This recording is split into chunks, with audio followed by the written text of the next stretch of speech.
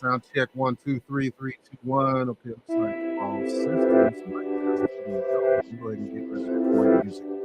I actually like it. It's a new feature I guess they got here that I'm starting to exploit, use. And as it says below in the below banner, don't be shy. Say hi. Drop me a nice remark in the comment box. I'll give you acknowledgement and let you know what's up. First of all, I want to say, hey, hello to everybody, and hope everything is good with you, and hopefully everything is starting out good for you anyway today. If you're just starting out, or if you're in the midst of everything. Right now, it's my time. It's midday on what day is this? Wednesday. See, I mistakenly broadcasted yesterday, thinking that yesterday was Wednesday. So that's what happens when you don't really have a set schedule, right? I plan on doing this every Wednesday, not necessarily every day. Um, I don't know. I might do it every day. I don't know. It depends how many will end up liking this. But I'm not here for the likes, just to be clear. Okay. I'm not here for the likes. It would be nice if you would show me a like. It would be nice for you to share. Definitely nice if you would subscribe because I'm actually going to be coming up. I have content all over the place. And part of my delay in this is just getting everything organized because when you're doing this type of thing, you have to kind of not really fly by the seat of your pants. Well, actually, I do fly by the seat of my pants. I believe in that. I've done that throughout my life. Peace and love, brother Adele. Thanks for joining me today, and happy birthday again from yesterday. I'm not going to wear it out, but hopefully I'm sure I'm positive that you had a great day and stuff. I didn't want to bug you, but enjoy your day. I got an announcement coming up in the program. Matter of fact, I might have to pull it up now. I closed that tab yesterday. I'll get to it in just a moment.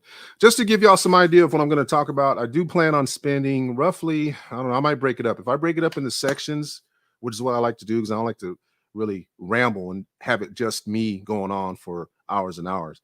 As far as a personal triumph, I guess, I've gone as long as 7 hours on a podcast before. Okay. If you would please, if there's any kind of technical gaffes or gifts that you might, because with this streaming thing is kind of dicey.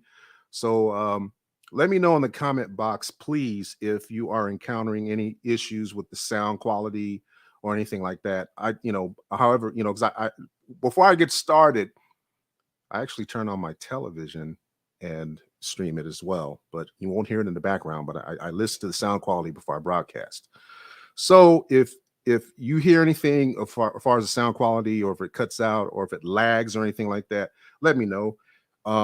We do pay a premium cost for what we have here for this interweb telecom. I would appreciate it if you let me know. And don't be shy. Just let me know and say hi down at the bottom. I'm your host here. I got a number of nicknames. I have my born name. I got my name of record. And I also have my free national name, which some of you have come to know me as possibly. Anyway, I want to give honors to the Most High, Prophet Noble Ali, and the Most High, actually, Allah. Okay, so let me get that right. I'll get that right as we go along here, because truth be told, I didn't grow all up in the church. I didn't grow up in the church. I barely have gone to a temple before with what I've embraced.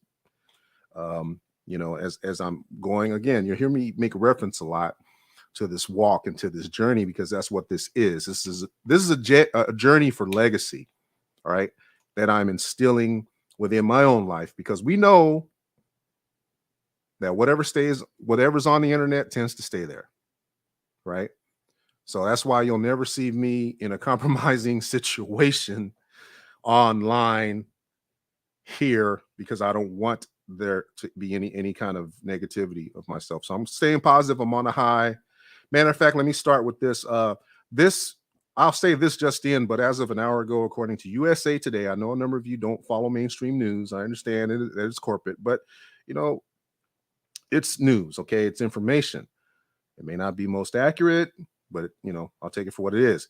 Brittany Griner, quote unquote, in good condition, according to the State Department. And apparently they're saying after Russia grants access to detained WNBA star. That's of an hour ago from USA Today. The U.S. Embassy in Russia was finally granted consular access. Consular access. Okay. I'm not going to open the link up because it's highlighted here, but I'm going to read on. She was granted consular access for on Wednesday, according to the State Department spokesman Ned Price, during an appearance on CNN. Price said U.S. Ambassador John Sullivan was summoned to Russia's foreign ministry on Monday when he delivered a quote unquote candid message that the U.S. expects to have consular access to citizens in pre-trial detention, which is what she's in. She's in pre-trial detention, so the trial is pending. She's awaiting trial after Russian officials had accused her of allegedly trying to enter the country with vape cartridges containing hashish oil. Now, a little side note about that, folks, because there's a bit of a controversy behind it in and of itself at first face. What I would like for people to understand this: the fact that she possessed, I mean, whether or not she did, that's I know it has a point of relevance. Who's lying, who's telling the truth? I'm not into that, okay, right now, okay, because I'm just going by what's out there in the ethers right now. The thing of it is, even if she had hash oil or any derivative of it here in the States, she'd be just as locked up. Just saying, okay? Being that this is an international incident, and I'm not saying that I'm not casting blame or anything like that, just making it clear that she would end up at least in pre-trial detention here if she had the amount of hashish that has been reported she has. Apparently, Working Dog had, otherwise known as a canine dog, whatever, had alerted on the package from what I read, alerted on her bag, and that's where they found the items. All right. It says Russian officials accused her of allegedly trying to leave or trying to enter the country with vape cartridges containing hash oil. Okay, so she was trying to enter the country. So she has been in custody since sometime in February, and the charges could keep her in a Russian prison for 10 years. So if she knew that she had it, let's just say if she did, okay, I'm not going to what if this thing. We can what if this till pigs fly. Okay, I'm not here to what if anything. But if she knew that she had it, or she was getting off of a flight and forgot about it, it happens. And I want to share a particular situation with you after I read this. Well, I'll share it with you now. I had an occasion to be in Colorado a few years ago. I was working at the time at the capacity as a charter bus driver, and I had driven a trip which extended. Actually, the bus was actually relayed to me at a transfer point. I believe it was in Amarillo. Was it Amarillo? Yeah, it was in Amarillo. Anyway, the bus was brought up to me to resume the rest of the trip, which is normal. It's normal in the industry to relay buses, because you have a driver that flies out the day before and waits on the incoming bus and resumes the trip, which is normal, and which was the case here. Anyway, bus was relayed to me, drove it up there, finished, and I was with the group throughout the time up in Colorado for a snowbird trip, I like to call them. They go up there to go skiing or whatnot. Anyway, I was having issues with the bus. The bus broke down. Long story short, bus had to be towed down to Colorado Springs for service. And there was, they weren't left stranded. It was an arrangement made where another bus was brought up to resume the rest of the trip, what have you. So anyway, bus was at the shop, and it came a time where I needed to go back home. So they were going to have me fly from Denver, I think it was Colorado Springs, back down here to where I'm at in North Texas. And I was paranoid about it because, well, I had, those of you that know me know my physical appearance. I have a beard and this and that. And I didn't want to, since I knew that Colorado was a 420 friendly state. Okay. I was paranoid about it because I had two large bags, a backpack and another suitcase or whatever. And just because of the stigma associated with weed, I was reluctant about flying home. And instead, I actually was basically not demanding, but I was asking that my company would provide me a rental car so I could drive home. I took my chances driving home instead of flying on, because I didn't want to get searched by TSA. I didn't want to go through the scrutiny, right? Because of the stigma associated with this type of thing. Now, how's that related to? You might ask me, how's that related to what's going on with Brittany? It's not. It's just something that you have to think about when you travel, y'all. When you're traveling, you have to think of certain things, right? You have to think of, okay, well, I might be coming from Colorado. Somebody might think I might be loaded, or I might have something in my bag. That's what my mindset was. Now, with this young lady having the vape cartridges in there, if, again, I'm saying if everything went down as it's reported, did she forget that she had the vape cartridges? I mean, which is, some of my friends that have been 420 people before it became a thing, before it became legal, they have a tendency to forget stuff. Right? I mean, it's not a reflection of them as, as people. It's not a reflection of their character at all. It's just, some people tend to be forgetful when they're, a little bit, a little bit loaded or whatever. I'm not saying this is the case here, but perhaps did she forget, or was she exercising the entitlement that she felt she had? That remains to be seen. So she's in pretrial detention, been in custody since February sometime. And the charges, apparently still, they're saying that the charges could keep her in Russian prison for 10 years. Within the past couple of months, an official from our embassy has been granted consular access to Brittany Griner. That's in quotes. That's what Price said on Wednesday. We were able to check on her condition.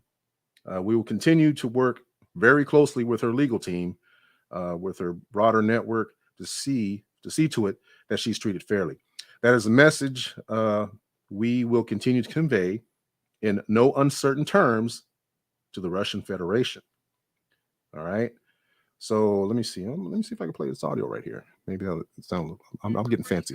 As of right now, U.S. basketball star, two-time Olympic gold medalist Brittany Griner remains under arrest in Russia. She was detained on these Russian allegations of drug smuggling at a Moscow airport. Customs officers say they allegedly found vape cartridges with hash oil in her carry-on. I should note, Russia has a history of making false charges. Have you been in contact with Russian officials on Griner's detention most recently? Are there any updates you can share? Well, Poppy, as you know, our ambassador was summoned to the Russian Ministry of Foreign Affairs on Monday, where in response to Russia's message to him, he delivered a very clear and candid message that we expect consular access to detained Americans in line with Russia's international obligations under the Vienna Convention and our bilateral agreement on consular access to detained Americans, including to those Americans like Brittany Griner who are in pretrial detention. And what I can tell you, within the past couple hours, an official from our embassy has been granted consular access to Brittany Griner.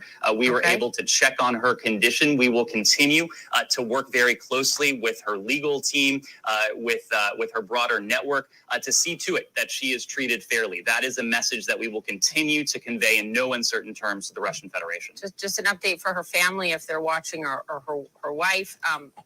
How is she? What is her condition? There's only so much I can say, but what I can say is that our official found Brittany Griner to be in good condition, and we will continue to do everything we can to see to it that she is treated fairly throughout this ordeal. Thank you for the news on that front. We appreciate your time this morning. All right, y'all. Sorry about the minor glitches there. I was kind of moving around. I hadn't really set myself up to play that, or else I would have played that in line instead of externally through my phone. But there's some key takeaways with this, I believe. That being the mobilization of a consulate working on her behalf because of her status. Her status as a, United Statian, a United States citizen, if you will. But I'll digress on that. I'll leave that alone. The gravity of this issue is pretty serious. I've seen numbers as low as that she'll do 5 years in a prison camp, or 5 years in a prison camp up to the 10-year mark.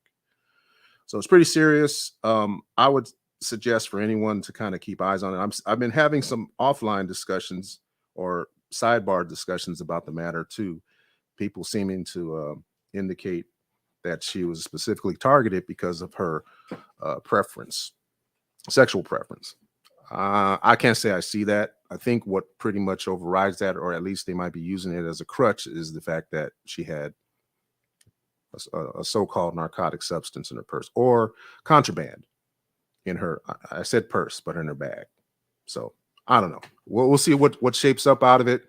It looks like there's some advocacy being mobilized on her behalf to get sprung. So we'll have to see what takes place. I'm not really drawing comparison to other cases. There's other people that are facing the same fate. Some members that are members of the military, like I guess there's an instance of someone from this area where I'm at. I think in North Texas, someone had gotten into, I believe, a brawl or a fist fight, and maybe was inebriated, and they were taken into custody as well, and they're still in custody right now. So we'll have to see. Interesting. I mean, I'm not drawing any conclusions, but these types of things, I believe, are something to remain abreast of in terms of situations of the like associated with a certain people that align themselves with a certain nationality and a certain background. So anyway, that takes me to what I kind of wanted to talk about today, sorting it out, Moorish consciousness. Now, in all honesty, I've always viewed myself as having an awareness of who I was, right? Having an awareness from the perspective of Blackness. Because as I've mentioned yesterday, just painting the picture, is the way that I grew up.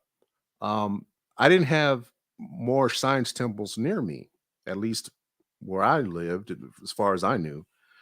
I mean, unless and the only area of what I remember in California anyway, that probably would have had a temple, and I need to research this again, real truly, is possibly in Oakland, because Oakland, California, seemed to be more in tuned, I believe, to things relative to consciousness. I just didn't see it in certain areas of Southern California. It wasn't readily visible. I couldn't really, find any of these places, at least where I lived, because I'll admit I lived out in the outskirts. I was a commuter dude. I mean, I lived outside of the main parts of the city. I lived out in the suburbs because I didn't have to, there are certain things I didn't have to necessarily worry about. I mean, I had to trade, there were trade-offs to it, right? Depending on where I chose to live.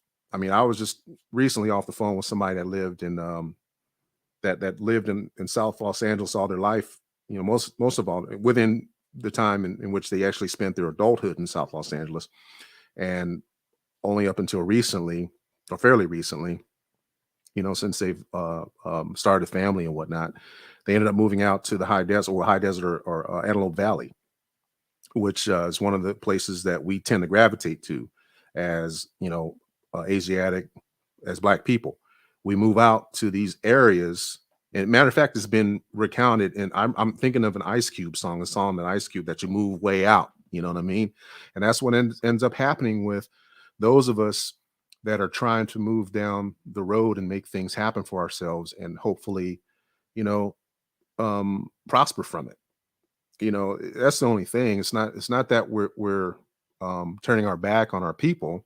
I mean, I'm just speaking for myself. I didn't move out to where I did to turn my back on my people. I always had considered our collective condition as something that we need to fix. And I'm just one man that wanted to start a family, and ended up doing so. But at the same time, I didn't want it turned out I was the father of a son. I didn't want to necessarily have him confront things that I did when I was younger. Because when you think about it, actually, I moved a lot as a kid. I know some people are going to diss me for using the word kid. Kid is baby goat. Yeah. Anyway, look, I'm going to preface it like this, and I don't mean to sound, it is what it is. Okay. I don't mean to sound contentious. I don't mean to this is a platform that I operate. I know it's not mine. It's run by who it's run by. I use just, common everyday language, and, I haven't come. I don't carry an etymology dictionary in my pocket. All right. So I'm just bear with me. I'm going to speak plain. Thank you. Now, with that being said, I prefaced everything already. So when I grew up, when I grew up where I grew up, I moved around a lot as a kid. I actually attended 3 elementary schools, and it wasn't for behavioral reasons. Now, because usually, that sends out some type of red flag when you have somebody that's attended X amount of schools, more than one school. See, my son has attended, well, with the one exception, he went to one elementary school for kindergarten, but he's got the same set of. He's in high school now. Matter of fact, he's in about a couple more months. He'll be a senior, and he's got pretty much the same set of friends that he's had since first grade. Pretty much the same. He's gone to the same schools. They've all gone to the same schools together. Is what I'm saying. I didn't have that. I had, I went to 2 elementary schools, three. Well, then they called them junior high schools. 3 junior high schools. Ended up going to 2 high schools, and so my life was disrupted pretty much from rip. So I was all over the place, as is probably true today, as evident with this broadcast, but that's fine.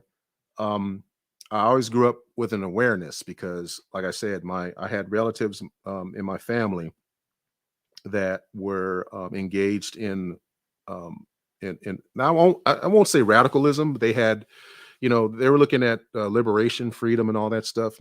I'm basically a 60s baby. Okay, I'm a 60s baby, so that would, my mom, and stuff. They, a lot of my elders were baby boomers. Somewhat part of the civil rights struggle, but drugs, um, prostitution, drugs, other facets of street life got in the way, and kind of dimmed their focus.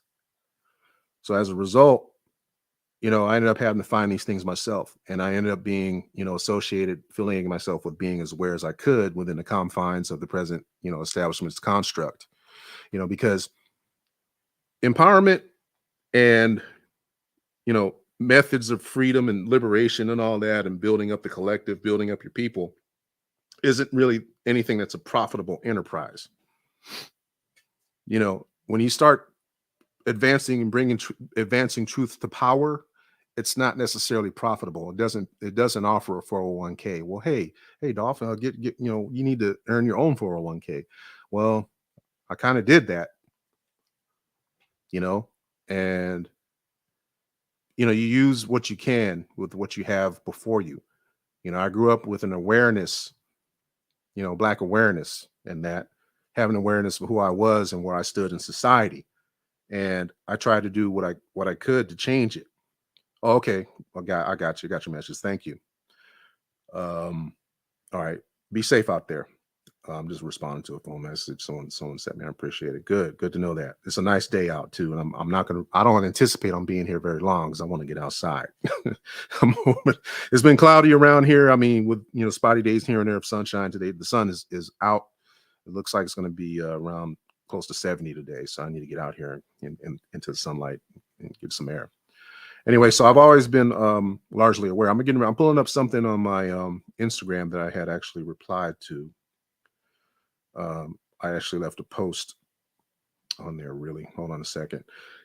It makes note of 41 sheriff's deputies. We're talking about from Los Angeles Times, Los Angeles County Sheriff's Department. 41 sheriff's deputies identified as alleged members of gang-like groups.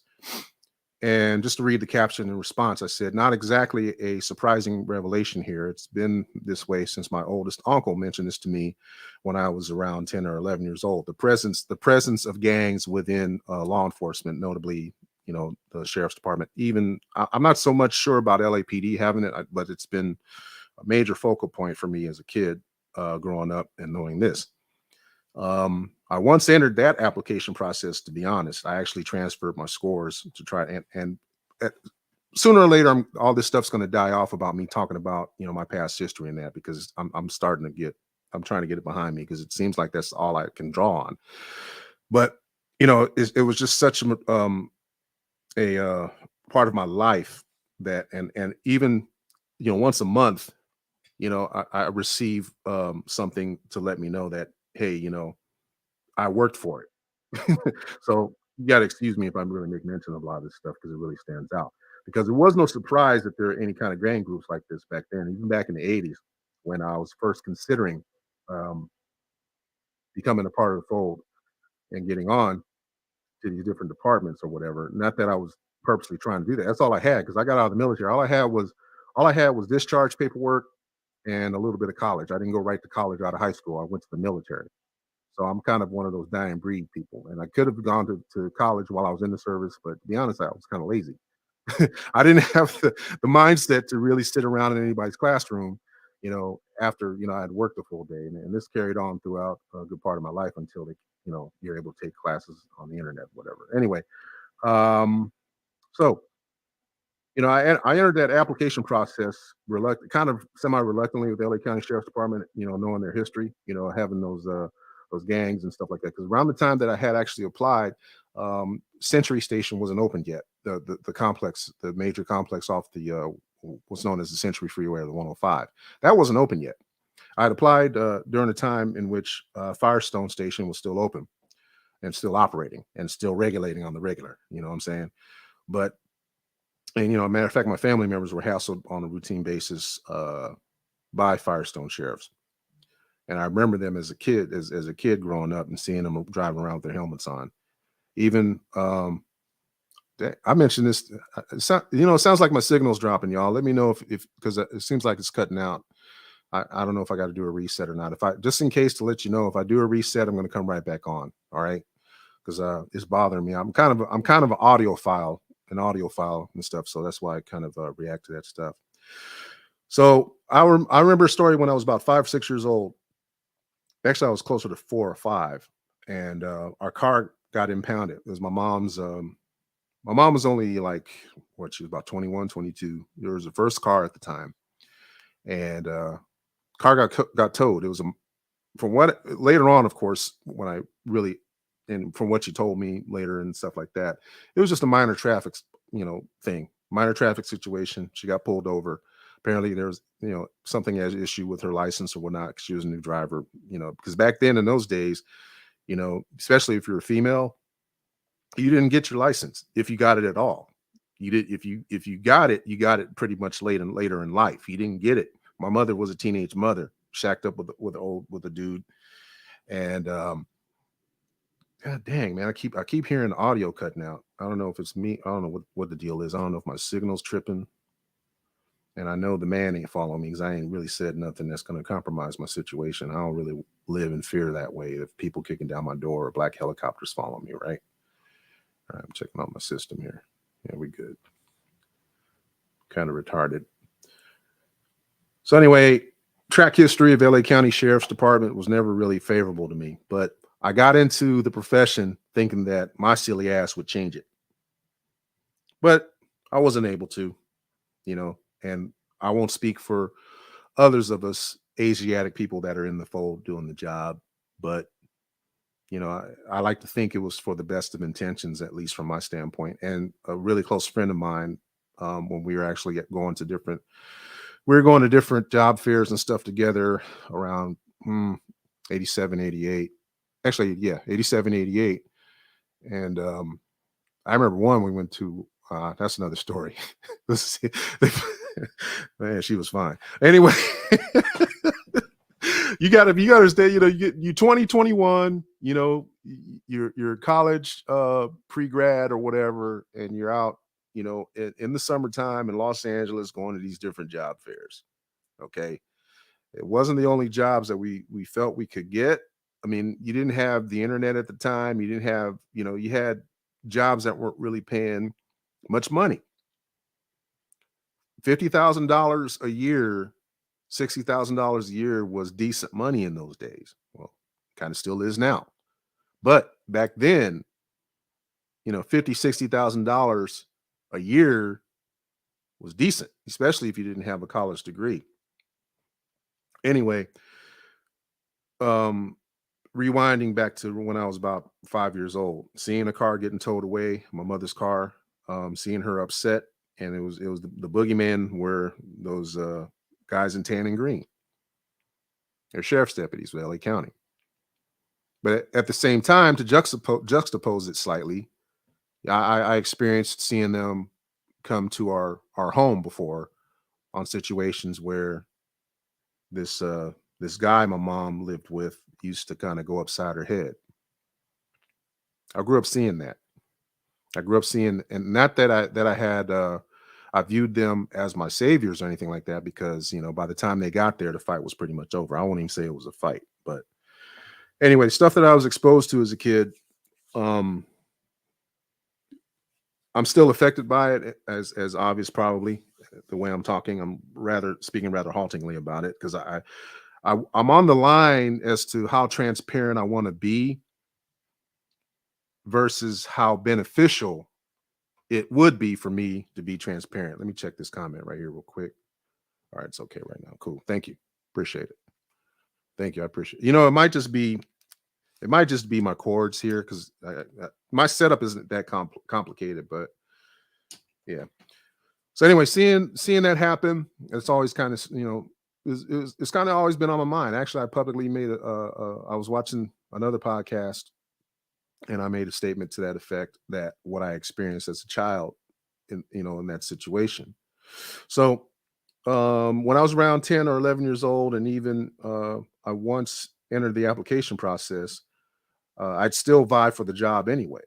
I mean, even after being verbally confronted by a sheriff's deputy at age 19, and I knew from what I was told previously from my elders, that encounter at age 19, when the deputy was pretty much in my face and trying and saying things out of line to me at that moment, they were trying to provoke me to be physical so that they can whoop my ass or even kill me. And this happened at the Ladera Center, over in Ladera Heights area. And I don't know if it's still there now, but Magic Johnson had a TGI Fridays there. Fat Burgers was, well, I used to hang out at the Fat Burgers over there, as a matter of fact, with a friend of mine. Matter of fact, I'm not going over a whole lot of old stories, but I just want to try to make context out of this, because it was just a matter of complying and getting through the situation, and fortunately, it didn't become physical. But being hassled years later, and then finally getting on with another agency. I remember I was off duty maybe once or twice throughout my career where I was off duty. One time I was over by UCLA in my personal vehicle with my wife, and I saw the LAPD unit get behind me. It was one night we were coming through Westwood, and there's another incident, a couple of incidents I want to mention, but I saw the officers getting ready to, I saw the car behind me, patrol car behind me. I knew they were getting ready to set up to do a stop. So I actually pulled over to the curb before they, flip their lights on. Right. Guy comes up, there's cuts in the audio, but you're clear. Okay. Officer came up to me, and I already had, my hands visible. I already had my license out.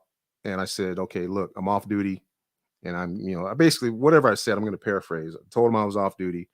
Here's my driver's license. Let me know what you need, or whatever type of thing. And, he basically let me go from that point on. So I used that situation as a crux, because actually I was kind of pissed off at the fact that I was being pulled over. And I don't even remember what he pulled me over for. But, I don't know. I don't even think it was a profiling issue. I don't know. I don't want to think it was. I think the car I was driving at the time was I had a car that had modified exhaust. I drove sports cars a lot of my life. So anyway, that was that. And then a few years, somewhere around the same time period, my wife and I were pulled over. And I knew it was a bullshit profile stop from jump. I used to teach on the matter. Guy pulled me, and it was a sheriff's deputy out of Lost Hill Station. I'll never forget it. It was over in Westlake Village. My wife at the time, or my wife, still wife. Damn, it was a long time ago. I was taking her to a doctor's appointment. We had a Jeep Cherokee at the time. Now, if you remember these Jeep Cherokees, I think it was about an 89 or 90 Jeep Cherokee. If you remember them, they came from the factory with all of the passenger windows tinted.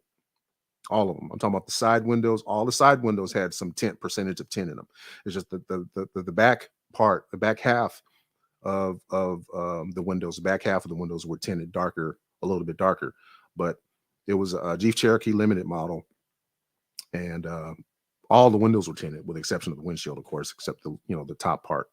Anyway, that's what was told to me I was pulled over for, and it was right on the freeway, as I remember it. And I got out of the car. I already had my flat badge out because I just wanted to dispense with the bullshit. I'll be honest. And guy walked up to me and says that I could have shot you right here. And I had my flat. Now there's a difference between having a flat badge, and it's broad daylight. If you can't recognize the difference between a flat badge and a pistol, you have a serious problem. And anyway, that resulted in nothing. Even though I ended up going to the station. My wife and I ended up filing a formal complaint, and it was just about as good as the paper was written on, and probably good for the round file. But anyway, that led up to my deciding to retire because I was active at the time. I was active working patrol in the adjoining jurisdiction, and it wasn't uncommon for me to run across LA County Sheriff's deputies, believe it or not, from the Lost Hill Station. But I digress from that. So yeah, by and large, I'm pretty much over it. It was all a long time ago. I'm counting my fortunes, good fortunes from it. Managed to suppress most of my sentiments about it. But I've always known, who I was, and I actually had put myself first. I was a man first, and I knew who I was as far as ethnic identity went. I just wasn't aware of myself as being Moorish. I wasn't fully aware of. I mean, I knew about Othello, because my wife, she does a lot of reading and stuff like that, a lot of literary works I've never really been into. And I found out a bit later in life, after school and high school and all that, and around my 20s or whatever, about Othello, and that Othello was a Moor. So I've kind of always had that in mind, right? So I didn't really put it all together until I was able to really stop and think about it, which has only been in more recent years, since I've kind of unplugged from the everyday rat race. From the I'll say 9 to 5, but you get preoccupied with working a job or being employed, because I've had a job since I was 13 years old. I was issued a state ID card. My mother actually encouraged me to get a state ID card. I was about 15 years old. So I've been working basically within this construct at a young and early age. Whether or not I'm conditioned or programmed, yeah, that's likely. I admit to that, and that's something that I'm trying to. Maybe it's too late for me to fight against it, to the point of it being much of a difference to me, because I ask myself the question in that, what if I do go through these steps that's been purportedly made known to most of us who walk in this space?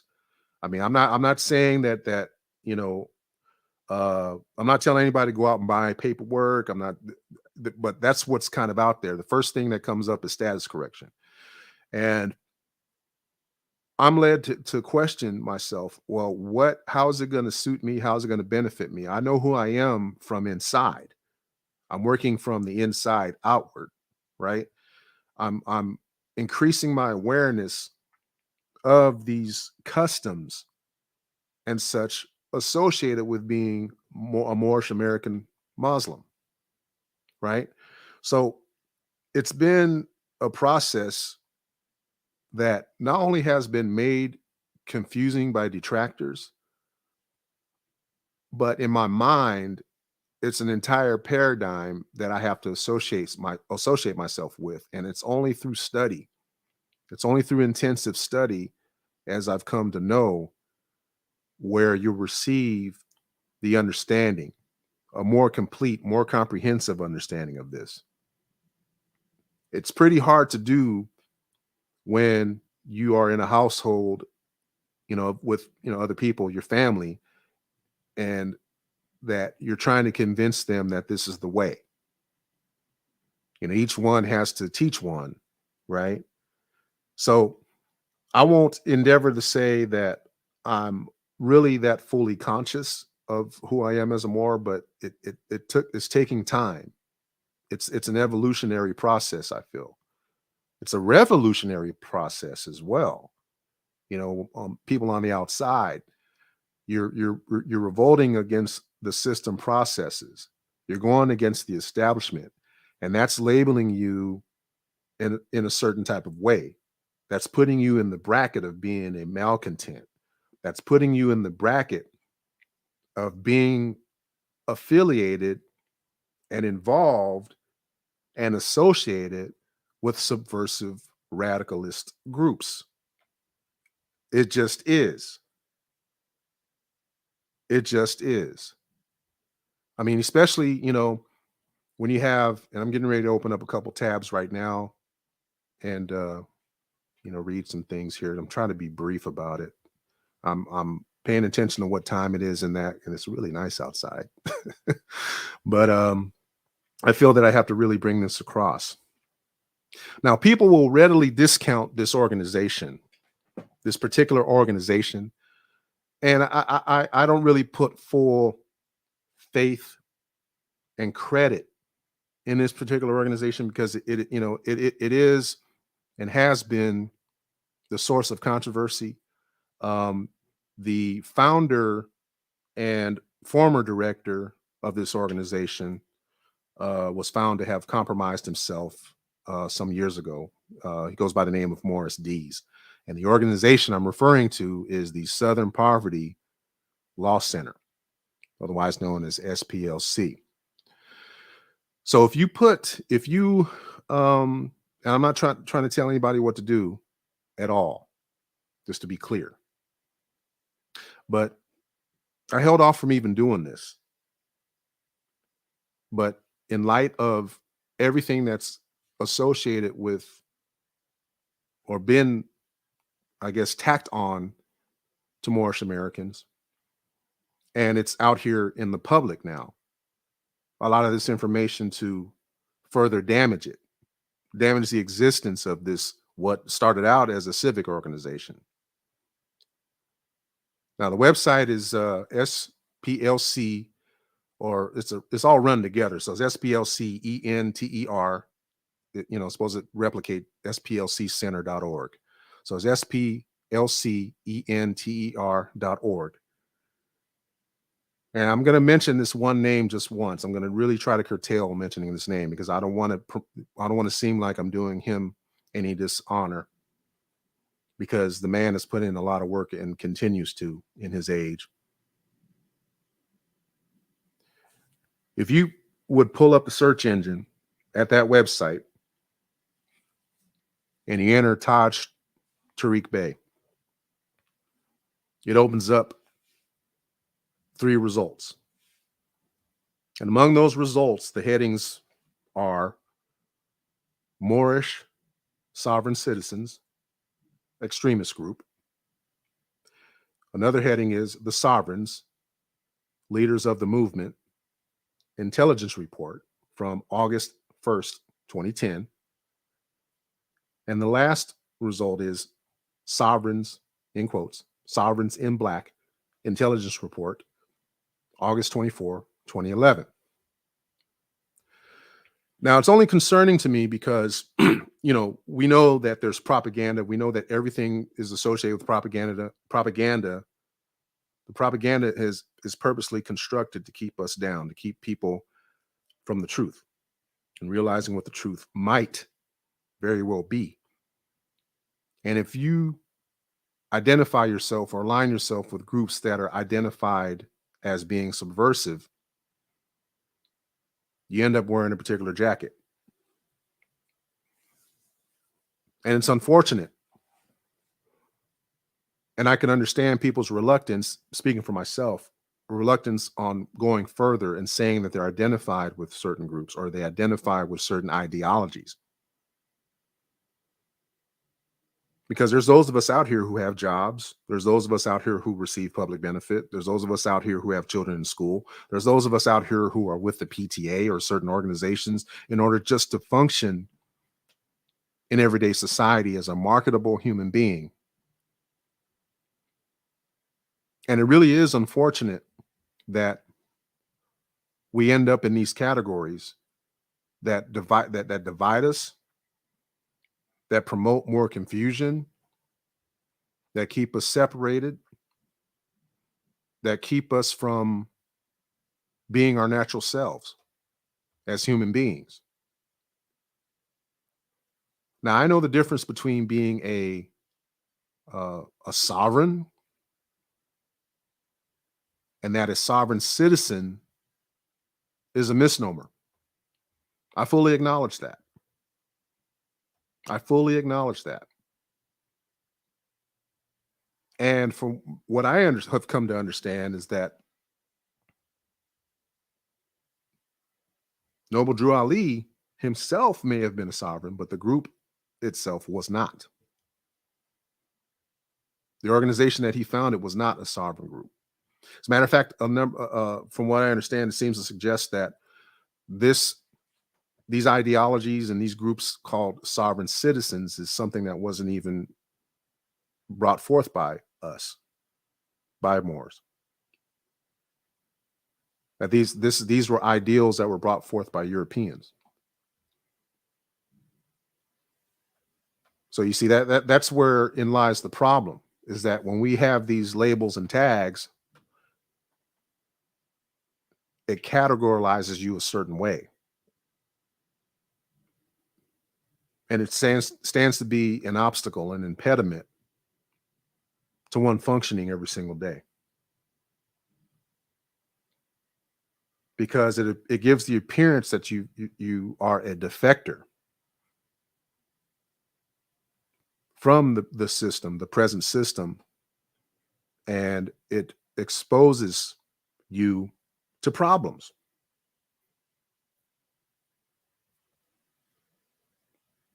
There's complications that could emerge that can adversely affect a person's day-to-day.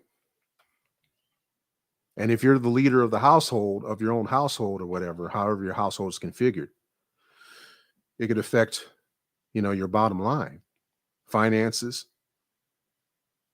your freedoms of moving about, etc.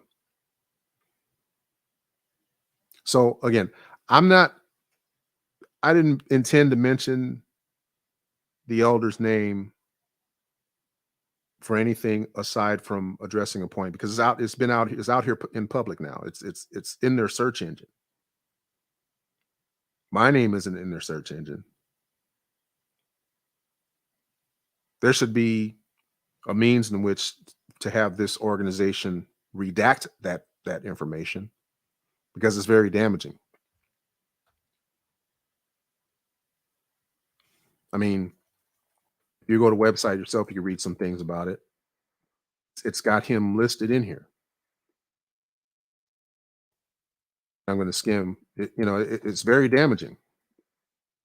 People would accuse me for even bringing this up, and I don't mean to bring controversy, but it's just information. It's out here. I'm not really judging anything from it. It's just out here, and that in itself, to me, it's bothersome. I mean, from what I've seen of the presentations, he's making logical sense. And then by the same token, there's people that are out here that seem to be refuting his points, some points of what he said.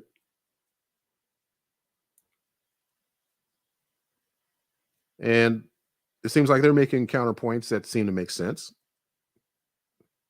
I mean, it's confusing any way you slice it, but it's just a matter of self-study, engaging in self-study, and reaching an understanding for your own. I mean, some of the language in here, I'll mention. It says their leader. He was basically identified as a leader of a rapidly growing Black nationalist religious movement called Moorish Science Temple of America. That's a problem. Because as far as I understand it, MSTA is not a Black nationalist religious movement by any stretch of the imagination, at least not to me. Part of the larger and expanding phenomenon of Black sovereign groups. The group considers itself sovereign in that it counsels followers to pay taxes to the temple rather than to the IRS. I haven't seen that. That seems to me to be an outright lie. Like other sovereigns, because they've got got it all lumped into these other groups. It says, like other sovereigns, members do not carry state-issued driver's licenses, but instead use temple identification cards. And when charged with crimes, consider themselves to be outside the jurisdiction of any federal, state, or local court. The group markets itself primarily through booklets and videos posted on YouTube, and its sovereign schemes have been spreading rapidly in the last 2 or 3 years through the nation's urban neighborhoods and prison system. So, man, this has got to be redacted, in my opinion, but at least reworded. And then you got, I won't get into you see all these catchwords here. Some of the words I'm using here, which might even get me tagged here on YouTube, but whatever.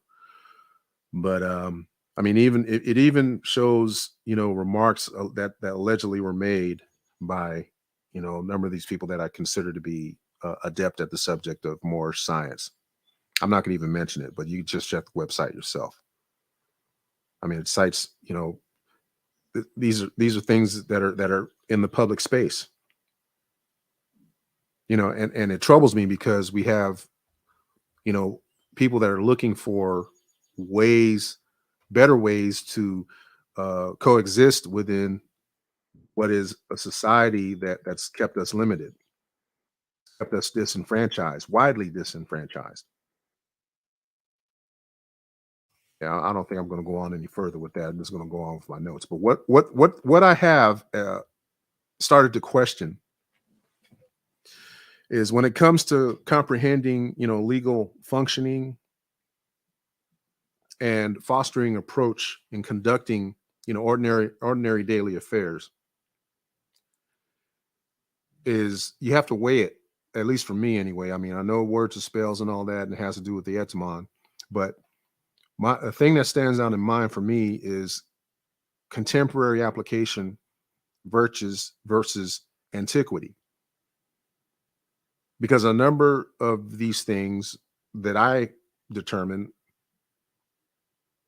the ways that things are expressed in the form of treaties and such, I'm more led to think that they're associated with things that have gone on in the past and not necessarily right now today. But I can be totally wrong with that. My question is how to apply these things in a contemporary sense so we can get out from underneath this subjugation. I mean, people they don't want to necessarily hear that, that they have to be compelled to follow and comply with the system that they object to. They don't want to consider themselves being minions. Whereas in prior civilization, in a prior civilizational situation, we were, sultans. We were people that had a real status in life. We were acknowledged in a certain way, more so than just being a code subscribed to a color. And it's clear to me that there needs to be some, I'm going to use a term here that I kind of put together, social political congruency. And I believe that can only be achieved in a diplomatic fashion. in a fashion consistent with working together with different groups, building up confederations, building up embassies, so to speak. I mean, not necessarily a loose confederation, but different tribes, different elements, different tribal elements that are still unified, having one goal. We need to determine what that goal is. And that goal isn't to learn everything on YouTube, to learn everything on social media, to go after one another on social media. I'm here to try to inform, try to shed light on some personal experiences as I embark on this path myself. I have interest in sovereignty, in my own sovereignty. I have an interest on doing some things in developing trusts in the private so that the systems that are in place to try to get a hold of what I earn and what I make don't have ready access to that. I mean, then again, I want to be a productive member of society. I don't want to be a detraction from it. And there we go. Here's an hour. Maybe I'm just babbling too much, y'all. I apologize if I am. No, I don't make any apologies. Hell, if you don't like it, that's fine. I understand. But I appreciate those of y'all that much more that support me with what I'm doing. I'm just, expressing my beliefs here, but we need to establish a structure that instills moral values and an ethical base. And I did think that is done and achieved through what is identified as the corporate MSTA. But if you're able to align yourself with a, I've heard the term body politic.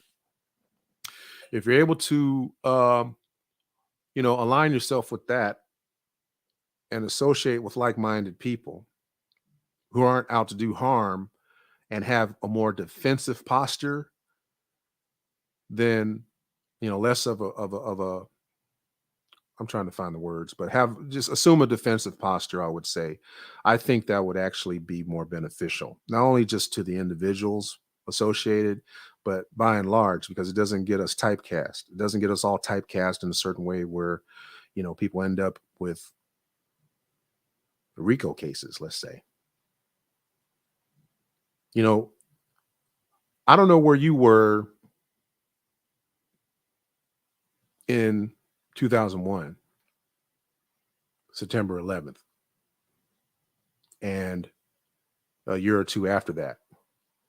But I seem to remember, and I'm going to use a catchword here. It's probably going to get me tagged or whatever. But I remember when the Patriot Act, when it was set into motion. That's why I remember the formation of TSA. I remember the ramping up and the reconfigurement of Homeland Security. There was a time where those agencies didn't exist. I remember there being a time where you could just board an airplane without having to go through an extensive search process. I remember a time where you could speak and say things on public access television and not be censured for it. That time is long gone. But you have this system that wants to keep people down. It's been like that throughout the span of time. Right. Evolutionary. We need to understand the difference between evolutionary and revolutionary, right? I mean, well, even just being revolutionary, you can be revolutionary in your own home, in your own way. But once it starts being something that it's not, or being described as something that it actually isn't, then it becomes problematic for everyone. I don't step outside with the fear of getting snatched up by anybody. I mean, well, even with times being what they are, I'm still aware And I don't walk around with I'm not naive, but I don't walk around too paranoid, but I don't walk around unguarded either. I'll leave it at that. We have to really be calculating in our approach to liberation, in our approach to empowerment, in our approach to certain things in life and how we choose to lead it.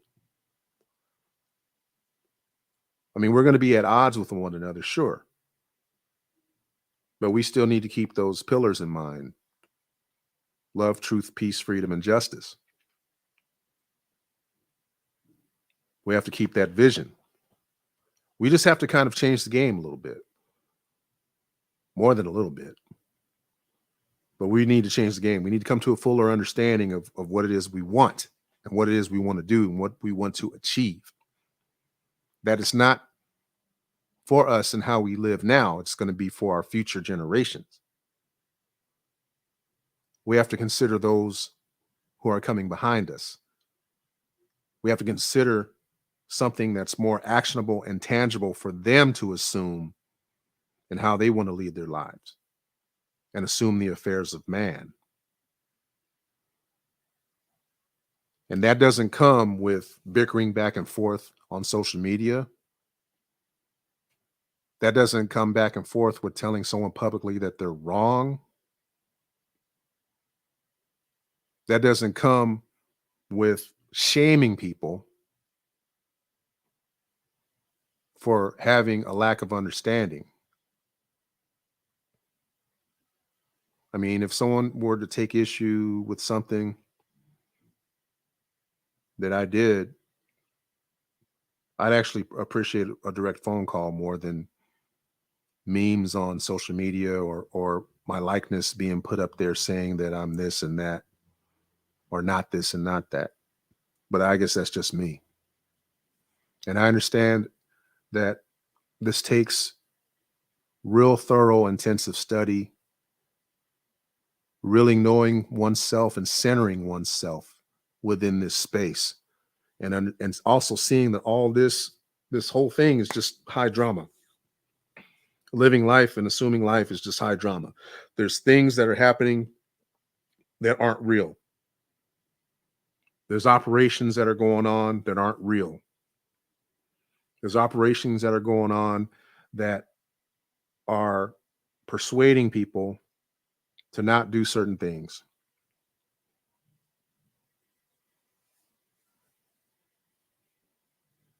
And there's a great importance, I believe, in functioning adequately within the law with an understanding that compliance with the existing established construct may actually be required, at least for a period of time, until we could elevate to a level that's akin to diplomacy, to be in a diplomatic position. You know, I'll tell you a story, and I don't really get into a lot of war stories, but I'm just kind of radiating about some experiences had. I remember stopping a gentleman who was a German citizen, happened to be in an Audi, driving down the freeway. And, you know, within the scope of my assigned duties, I ended up pulling him over. And they're going about, at the time, they were going about 80, 85 miles an hour. And this is when this particular, I think it was Audi A6.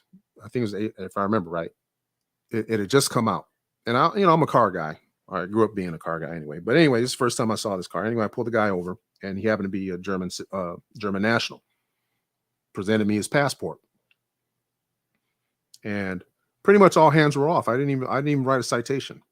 I let him go. I told him, hey, take it easy, be careful, because it wasn't a capital crime, and as a matter of fact, I was on my way in for the day. It was actually I used to work overnight shift, and it was after dawn. It was in the morning, so I was headed in. But the vehicle stood, it stood out because he was driving so much faster than everybody else at the time. So went to inquire and had a talk with him. And, that's what it was. And I didn't necessarily feel intimidated with the fact that they were a German citizen. It was more like along the lines of it would have been pretty much inconvenient for them, mainly for them. Because if I had actually written a citation, they would have had to come back. or what have you. Or it would have lacked any kind of merit because the commissioner would have kicked it loose anyway. So I don't want to, you have to have that mental mindset when you're dealing with people anyway, when you're in that line of work.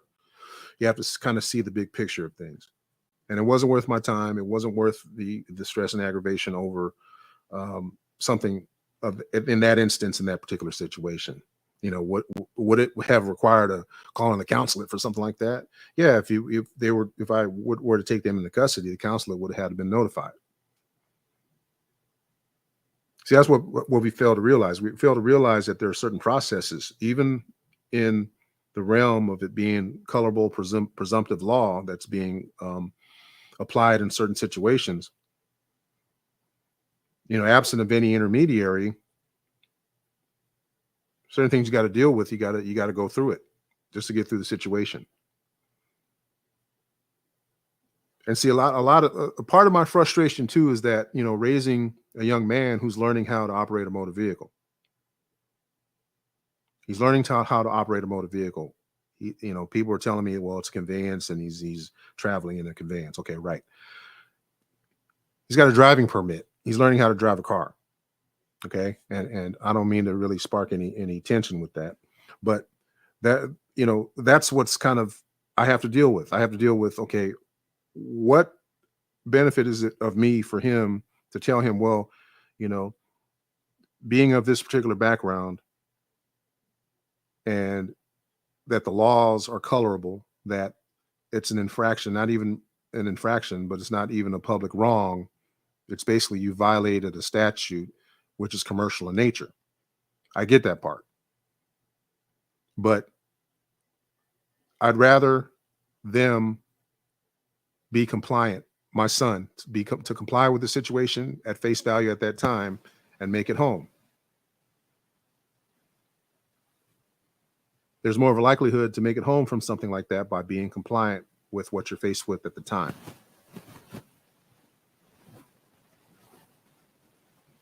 That's just my viewpoint on it. On that there. Hold on a second. All right, there we go. See, what it is I have this set up on some carpet, so I think I'm generating some static cling. Oh, let's see here. Now, the whole goal in all of this, of course, is to being part of a clean and pure nation, aligning themselves with what's most divine and natural. And that comes, I believe, through a process that's established that can, identify you as someone of, or that's equivalent to somebody that's immune, that has diplomatic immunity, let's just say. I mean, let me illustrate something. Even though this group is founded in Christianity or whatever, you have the Mennonites and you also have the Quakers. What's that other group? I forget the name, but they don't, they don't have electricity and stuff like that. And they have their own land parcels in that. And even though they operate on public roadways, I've seen it personally in parts of the Northeast, where I've seen horse-drawn carriages, but they have tags, on those conveyances, right? Basically just as forms of identity. Because, that tells me that they comply with the construct at the time. They coexist within this particular environment that they're in, right? And that would be I'm escaping the name of the particular group escapes me right now, but we know what it is. But they have their own land. They have their own land expanses. They're pretty much left alone. I have not heard anything lately of them getting, in situations with law enforcers, whether or not they're behaving in a fashion that's docile, I don't know. But it seems to me that there's a level of cooperation from both sides of the fence. That's just kind of the way I look at it. What's standing out to me, which is also troublesome, is this. I mean, not with the fact that different sects within sects, S-E-C-T-S, sects within the Moorish paradigm exist. That doesn't necessarily bother me because there's subsets that exist within different religions all throughout the world. There's also different tribes and different confederations. But what bothers me is we can't not get on the same page with one another. Because there was one man who founded this entire ideology. There's one man who founded Moorish science. There's one man whose ideas were brought forth, even though in life he only went so far. We need to get back to those principles.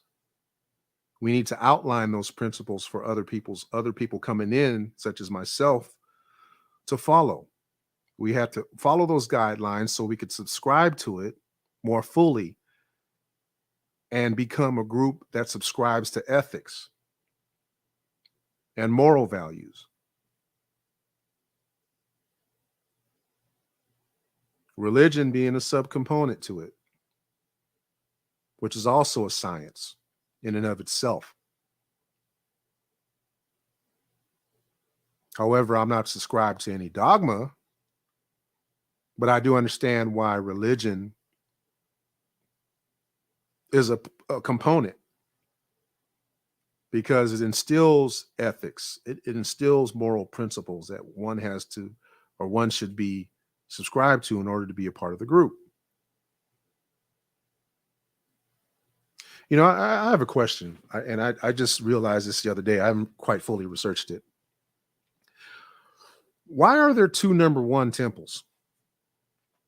I understand that there's, there's different groups that exist within Moorish Science Temple of America and that. And it's come to my attention that there are two number one temples. And I have to wonder, and I believe they're both somewhere in Chicago. I believe they're in Chicago area or Chicagoland somewhere. Again, I haven't fully researched it, but I don't know. And there's different ideologies and things break down from there. I won't even touch the surface on that because I don't know. I'll be honest. I don't know what I'm talking about that fully enough to be confident and say this is what. But it's just a question that occurs to me. I think we need to start asking more questions, maybe not necessarily openly or come across in a way that is that starts controversy. Because far be it for me, I'm not trying to do that at all. I'm just trying to get some, I'm trying to gain some congruency here. I'm here learning every day, living my life as best I can, and trying to get to the level that I can be of substance to people, to be of help to others, to give back. I'm hearing things that other people have presented. I mean, different dysfunction, misconduct within certain groups associated or affiliated with, Moorish groups. And it's troubling. I mean, there's instances of infidelity and that, different types of inappropriate behavior. And see, that's what's really been harmful to our people, regardless if you're in the conscious community or not. I mean, it's all around that we engage in inappropriate conduct and activity. So something needs to make us or bring us to the level in which that will be fully acknowledged as, people, a divine people. We need to still work on that. And if you can hear the disenchantment in my voice, that's just what it is. And myself, I'm still on the pathway to trying to, put in the work that's necessary and need it right now so much right now. But, I'm met with people that aren't truly listening to what it is I may have to say. I mean, there's very few people that listen to what I have to say, right? And I don't command people to listen to me. But as this goes on, and as I start, hopefully generating content for people that would be interested in listening to me, then hopefully it will inspire those to learn further and get more into it and learn more than I can about it, and hopefully exchange. And then we can all grow together. I'm not here to take anybody down. I'm not here to say anything openly bad about what somebody's doing. I'm not here to promote controversy either. I'm just trying to get this sorted out so I can get on with my life as best I can and be something, provide something beneficial towards those of us behind me, that are going to take over, things in the future. I'm not getting any younger. I got less time in front of me than behind me. I only wish I had this type of energy, or I had this perspective when I was younger.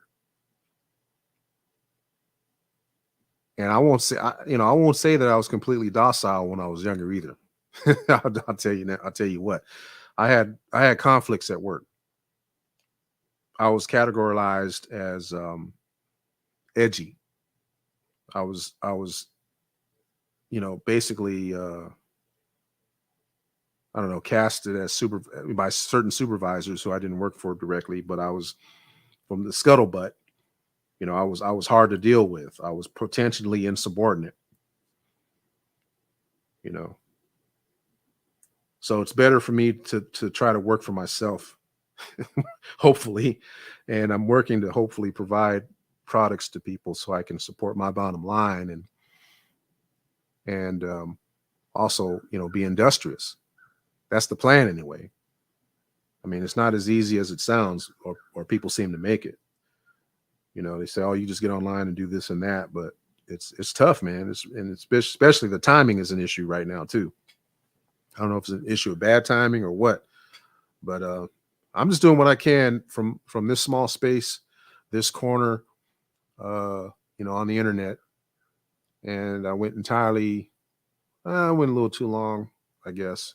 I'm trying to see about keeping this curtailed to within an hour, but I apologize for going this long. Let me see. Is there anything else? Let's see if there's anything else I want to cover. Give me a second here. Let me take a break because I want to it's kind of a pet peeve with me. I want to do like a broadcast that's going to end on a good, not only good note, but as far as the time on the clock, I want to do it like on an even time. Like say, for instance, it's expressed as 1:23 on the clock. I want to either end at with an hour and a half or maybe an hour and 40. So let me take a quick break, and I'll be right back. Let me see if something comes up. All right. Which song was I playing earlier into this? Oh, here we go. Yeah, that's the one. All right, I'll be right back. Let me take about a quick stop.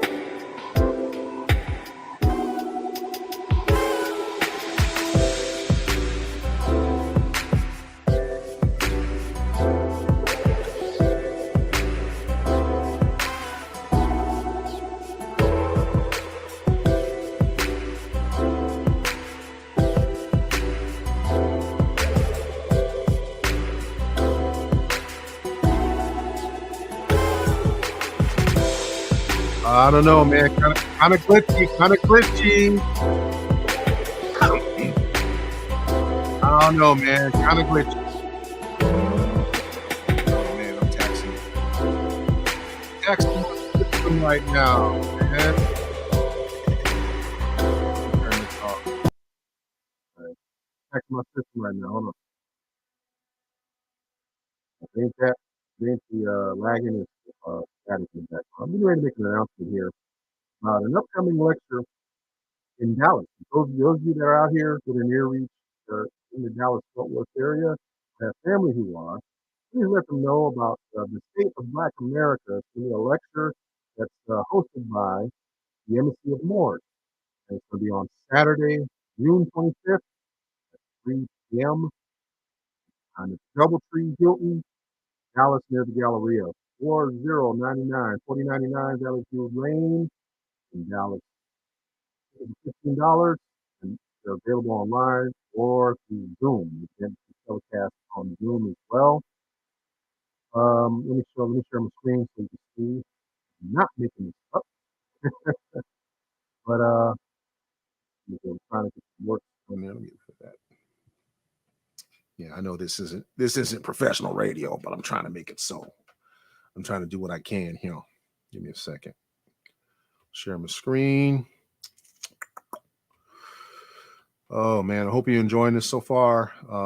Been going back and forth the past few years trying to get this figured out on the approach of things. I want to try to engage interest, but as I mentioned yesterday, and I'm mentioning now, that this isn't necessarily something that I'm making for myself. This is something for the future.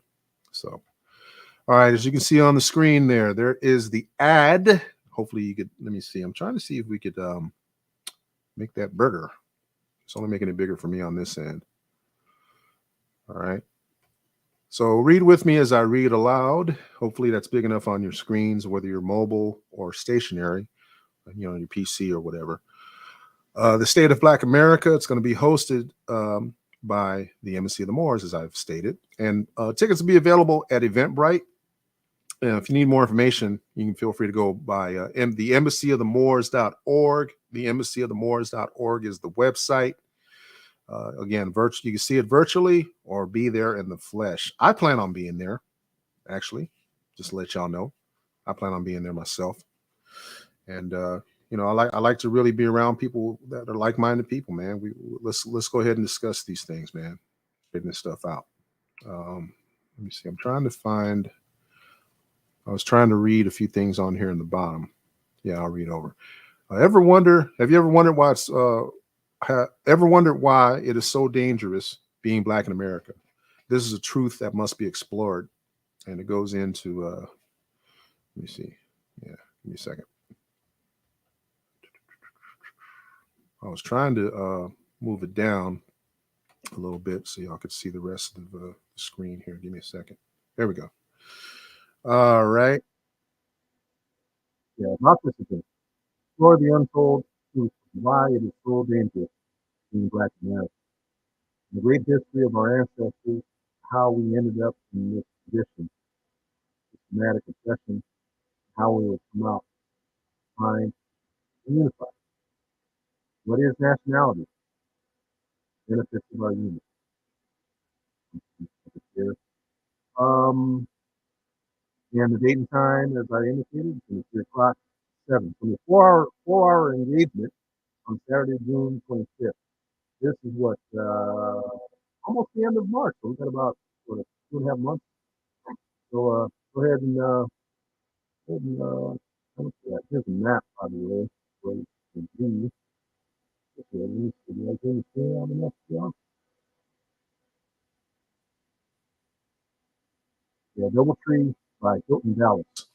It's Valley View Lane, Dallas, Texas. I misstated that it was over here by the Dallas Tollway. It is not. It's actually near Midway and between Marsh, Midway, along the 635, which is right here.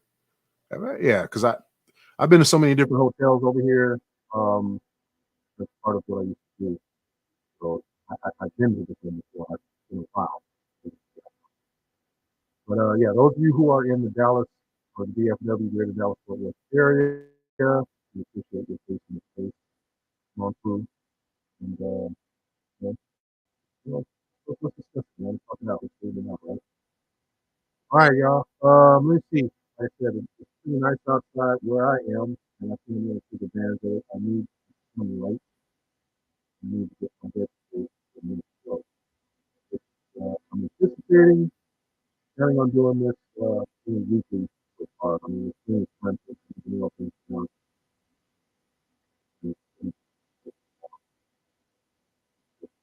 I plan as it stands right now. My things down bottom. I'm getting distracted. Sorry. Um, I plan on doing this once a week. I may come up with a quick bulletin in that. I don't expect to be too long and breathy. This is going to be unedited, so I'm going to let this play like it is, since it was kind of like it went kind of like straight through past the hour mark. But I don't make any promises. I might, pop up here and there. I might do these more often. As you can see, I do not have a Cash App or anything like that. I do have a Cash App account. And that, but I feel uncomfortable with really asking, people for money when this is just pretty much my personal perspective that I'm offering people. Because I don't have any products. I mean, I'll be honest, I'm working on things. I'm actually working on a few things that I'm not really comfortable mentioning right now because I got to sort some things out in my head. But I do offer some herbal tinctures at this time. So I still have a bit of an inventory, let's just say, using the term loosely. I do have an inventory of some elderberry tinctures that I made myself. I am a practicing herbalist. So those of you who may be interested in my herbalist venture and supporting that, let me know. One-stop shop for that could be gettingherbal.com. Matter of fact, I might just type that up right now. Let me minimize the screen real quick. I'm not in it for no hustle, man. And I'm just trying to make it clear. I'm not in this for any kind of hustle or anything of that sort, man. I'm just here presenting perspective. Hopefully I can inform some of you. Hopefully I could share what I've learned. Hopefully I can get informed. I do, that's what I do on a day-to-day. I watch a lot of different presentations and that. I try to guide myself accordingly. And my walk in life is my walk in life. And if I could share my experiences with other people, and they could use anything that I have to say to be a benefit to them, then I can. So that's all. Humbly do appreciate y'all coming in and checking me out on live. Evening. Like I said, I feel comfortable about giving my information.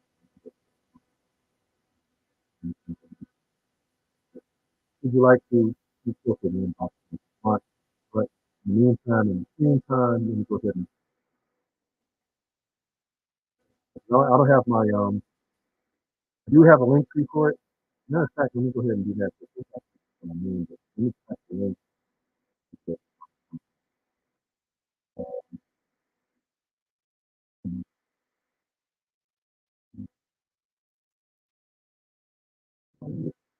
try that right here.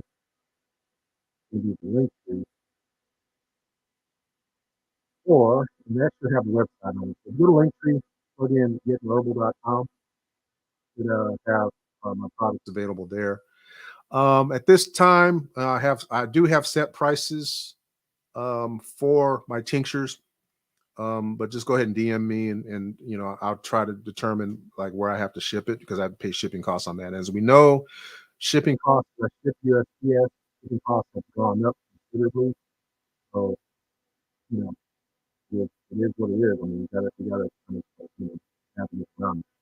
If you need the middle, then it's that's one theory. I also have one that's let's see, one that's absent of any kind of alcohol. That's basically this is have that mark. It's still there. It's all natural, pretty much all natural stuff.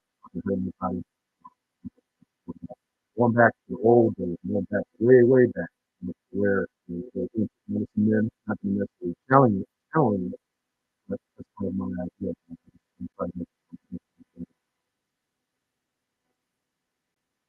So if you would do that, visit that link tree at getnoble.com. That will be a start. Also, to let's see here. What else? Yeah.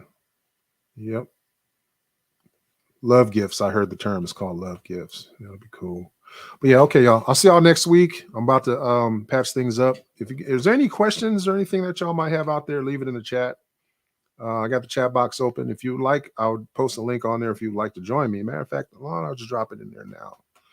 I'll drop it in there now. I don't have anything going on really, other than one thing going outside. And actually, I'm content with just sitting out on my deck here and just chilling out. So let me post that in the chat. Not pressuring anyone to join me, but there it is in the chat. If you'd like to join me, feel free. I'm gonna hang out here for a minute. I'm trying to dig up some music that I could actually play during the broadcast, so I don't get the copyright strike. But let me go dark in just a minute.